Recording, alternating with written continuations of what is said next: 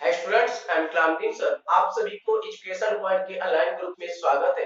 मेरे प्यारे बच्चों, आइए आज मैं आपको concept of do does and did के बारे में बताने जा रहा हूँ। मैं आज आप इसको डू डज और डिड के 5 सीक्रेट को बताने जा रहा हूँ, जो आपको बहुत ये वीडियो मजेदार होगा। ये अगर ये वीडियो आपको पसंद आए तो लाइक से और सब्सक्राइब करना ना भूले। आइए मैं आपको इसके रूल को हम लेकर चलते हैं। क्या दिया हुआ है? यदि हिंदी वाक्य के अंत में क्या दिया, तो है, तो थी, तो हूं, ती है इत्यादि शब्द आते हैं, तो हम इनके साथ भी डू और डिड और डज का प्रयोग करते हैं।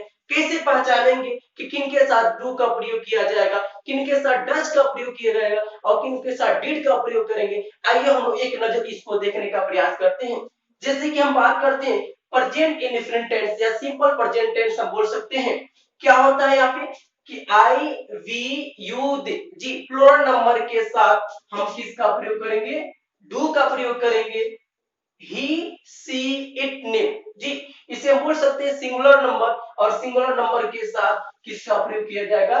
डज का प्रयोग किया जाएगा। और यहाँ आ गया आपको डिड, और डिड का प्रयोग हमेशा पास्ट इंडेफिनिट टेंस में किसमें करते हैं? पास्ट इंडेफिनिट टेंस में विद आर सब्जेक्ट कह सकते हैं he she it name I we you they, इन सभी के साथ हम किसका प्रयोग करेंगे? डिड का प्रयोग करेंगे। और यहाँ पे अगर आ जाए आपको आई वी यू दे आए तो प्रेजेंट टेंस में आएगा, तो इनके साथ किसका प्रयोग करेंगे? डू का प्रयोग करेंगे। आइए हम लोग इसके स्ट्रक्चर को देखते हैं, कॉन्सेप्ट फर्स्ट को देखने का प्रयास करते हैं। यह रहा हमारा स्ट्रक्चर हो गया। इस रूल को, इस प्रकार के वाक्यों को किस प्रकार बनाएंगे? जैसे कह दे यहाँ पे, रेखा कल आई तो थी, मैं आपको पढ़ाया तो था, तुम्हारा भाई यहाँ आता तो है, और ऐसा वर्ड आता है, तुम कल पढ़े तो थे। ऐसे कंसेप्ट आते हैं। इस वाक्यों को हम बहुत आसानी तरीके से एक नहीं हजार वाक्य हम क्या करेंगे? इस नियम के अनुसार बना सकते हैं। मेरे प्यारे स्टूडेंट, आइए हम लोग इस रूल के अनुसार इस वाक्य को बनाने का प्रयास करते हैं। क्या दिया हुआ? वह अंग्रेजी बोलती तो है। क्या दिया है? वह अंग्रेजी बोलती तो है। ध्यान देंगे, तो है, अगर यहाँ पे तो है वर्ड आता है, प्रेजेंट इंडेफिनिट टेंस है, तो हम ध्यान देंगे सिंगुलर नंबर के साथ किसका प्रयोग करेंगे? डज का प्रयोग करेंगे। इस रूल के अनुसार चलेंगे। सबसे पहले करें कि वह अंग्रेजी बोलती तो है, हम इसका प्रयोग क्या करेंगे? सी, और यह ठीक है डू डज और डिड, और आपको बता दिया पे सिंगुलर नंबर के साथ सी के साथ किसका प्रयोग करेंगे? डज का प्रयोग करेंगे। इन तीनों में से हम एक सिलेक्ट करेंगे, सी डज, सी हो गया आपका। फिर आपने क्या लिखा? डज। अब देखिए वर्ब की फर्स्ट फॉर्म क्या था? बोलना। बोलना का मीनिंग क्या था? स्पीक। स्पीक और इंग्लिश, ऑब्जेक्ट क्या होगा आपका? इंग्लिश। तो क्या हो गया? आपने क्या लिखा? She does speak English. She does speak English, वो अंग्रेजी बोलती तो है। फिर दिया मैं आपको पढ़ाता तो हूँ। क्या करेंगे यहाँ पे? आई। आई हमारा क्या होगा? प्लूरल नंबर हो गया, और आई के साथ किसका प्रयोग करेंगे? डू का प्रयोग करेंगे।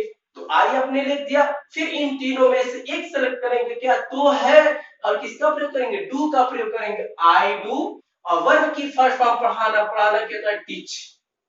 I do teach you. I do teach you. फिर क्या दिया? रेखा कल बाजार गई तो थी। क्या करेंगे? रेखा कल बाजार गई तो थी, विद आर सब्जेक्ट के साथ हम किसका प्रयोग करेंगे? डिड का प्रयोग करेंगे।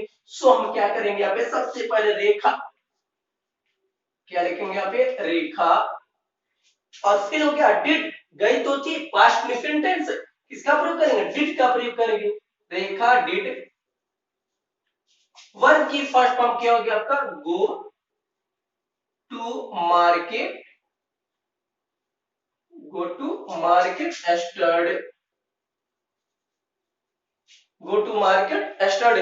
मेरे प्यारे स्टूडेंट, मुझे विश्वास है आपको समझ में आया होगा। जी आइए हम लोग ध्यान देते हैं। जी आइए हम लोग क्या करते हैं? कॉन्सेप्ट 2 को ध्यान देते हैं। Use of do does and did with noun. जी कहां पे यहाँ पे डू और डज और डिड का प्रयोग नाउन के रूप में करते हैं? कैसे किया जाता है? आइए इसकी स्ट्रक्चर को हम देखते हैं। Subject plus do does did plus noun, noun के रूप में कैसे किया जाता है? जैसे कहा जाए यहाँ पे कि वह यह काम, वह यह काम करती है। क्या दिया है? वह यह काम करती है। सब्जेक्ट में हमारा क्या हो गया? सी।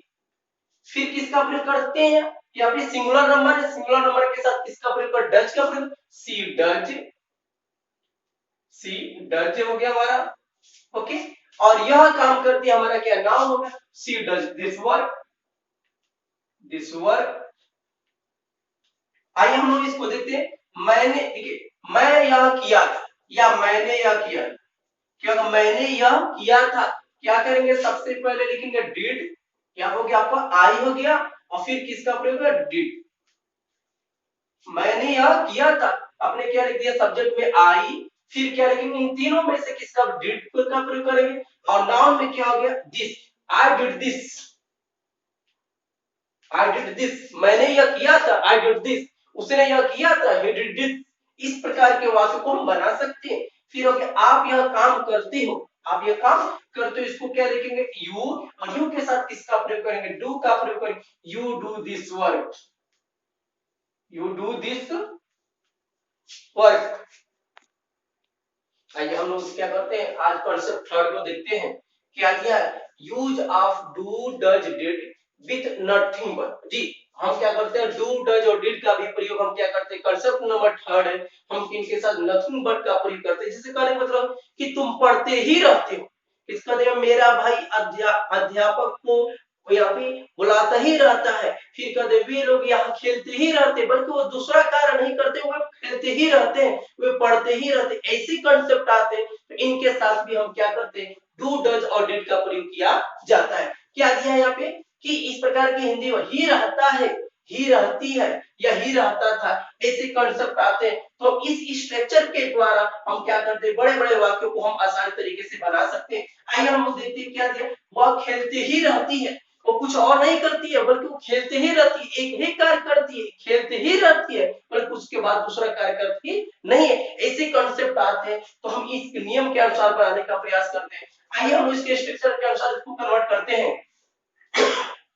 वो खेलते ही रहती है, सबसे पहले हम किसका प्रयोग करेंगे? सी, खेलते ही रहती है, और हम बताए थे सिंगुलर नंबर के साथ किसका प्रयोग करें? डज का प्रयोग करेंगे। तो सबसे पहले अपने क्या लिखा? सी, और फिर क्या लिखेंगे? Does. She does nothing, she does nothing but, verb की फर्स्ट फॉर्म क्या होता है यहाँ पे? खेलना, और खेलना क्या होता है? प्ले। आपने क्या लिखा? She does nothing but play, कुछ और नहीं करती, बट वो खेलते ही रहती है। और क्या कर? मैं बोलता ही रहता हूँ। और सिंगुलर नंबर के साथ, आई के साथ किसका प्रयोग करें? डू का प्रयोग करेंगे। तो क्या हो गया यहाँ पे? I do nothing, I do nothing but, I do nothing but speak. Okay, आइए हम लोग देखते हैं, ये पास्ट में दिया हुआ है। वह पढ़ाती ही रहती थी, क्या लिखेंगे? सी डिड, थी है, तो क्या होगा? डिड का, she did nothing, she did nothing but, और पढ़ाना का फर्स्ट फॉर्म क्या होता है? टीच। क्या होता है? टीच।